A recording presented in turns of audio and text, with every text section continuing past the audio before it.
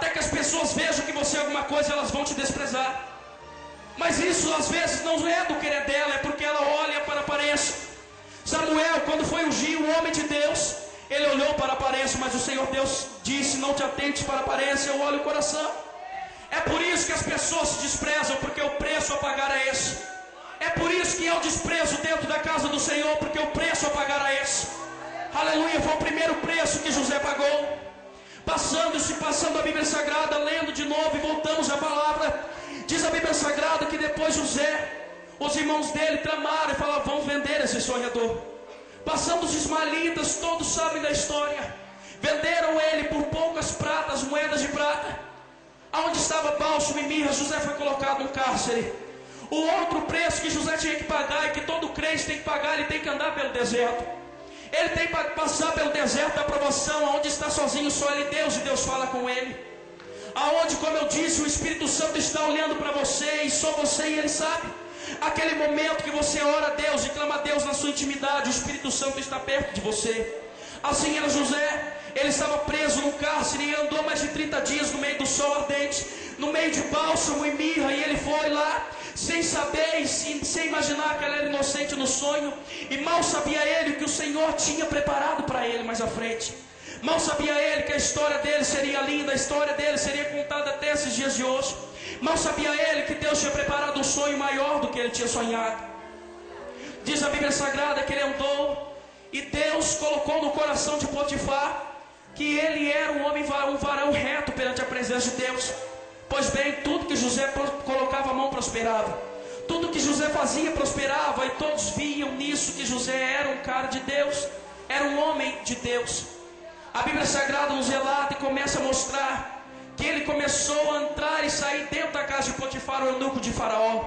Ele começou a fazer tudo o que tinha por direito lá. Ele começou a mandar no dinheiro, mandar na comida. Até o pão que Potifar comia era o que José preparava. Mas o outro preço que José estava prestes a pagar era o preço da calúnia. O outro preço que José estava prestes a pagar pelos seus 2 sonhos era o preço da calúnia. Aleluia, quantos não foram caluniados? Quantas pessoas que estão na sua casa sem saber o que está acontecendo são caluniados por uma palavra de Satanás, que Satanás lança. E eu costumo dizer que o crente que tem coragem de levantar um falso testemunho contra o irmão, isso é coisa do diabo mesmo, tem que falar no português claro. Diz a Bíblia Sagrada que a mulher de Potifar falou: deita-te comigo.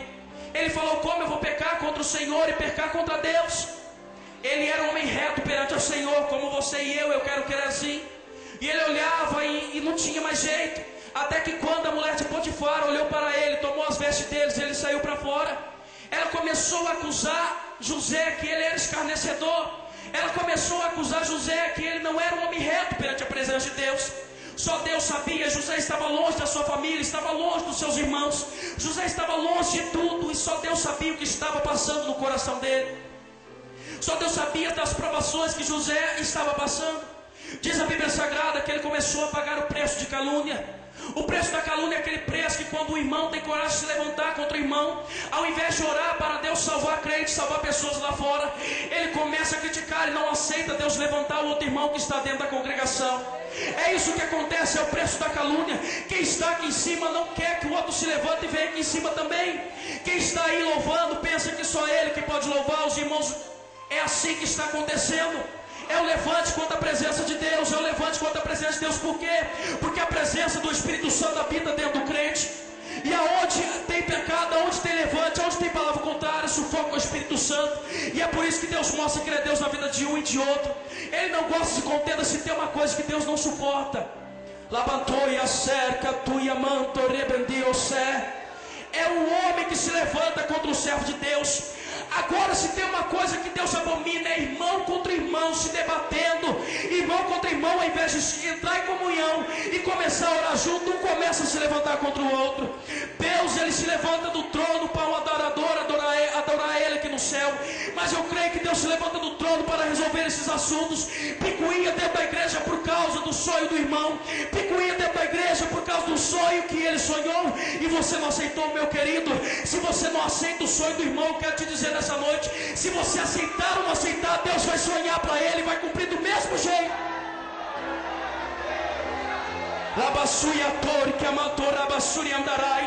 Não importa a sua opinião contrária, importa o que Deus sonhou para ele.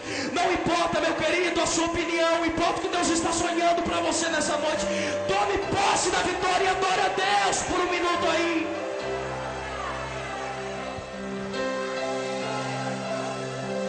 É o preço da calúnia, o preço do levante contra o sonhador, o preço do levante com aquele que tem coragem de tomar a sua chamada e sonhar. Pois bem, andamos, José é colocado numa prisão, José é colocado num lugar onde ele nunca imaginava estar. E depois disso você vai ver que ele pagou o preço do esquecimento. Esqueceram dele porque ele era um pequeno e era um sonhador. Ele sonhou, ele teve um sonho e ele, pagando o preço, já estava passando vários anos. E quem sabe o que estava passando no coração de José? Ninguém sabe. Quem sabe o que estava passando no coração daquele sonhador? Será que Deus não vai me honrar? Porque eu sonhei isso e não está acontecendo. O tempo é de Deus.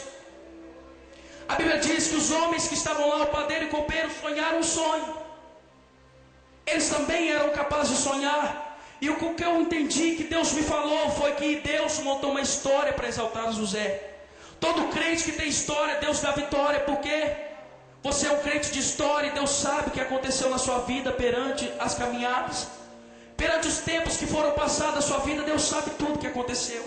José era um homem de história e Deus estava mudando a história até do Egito para abençoar José.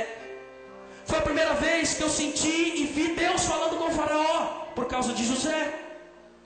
E a Bíblia nos diz que aquele homem sonhou e ele revelou o sonho, mas ele disse: olha, lembra-te de mim que a hora que você estiver lá fora, eu estou aqui e nada aconteceu e nada eu fiz para estar aqui neste lugar.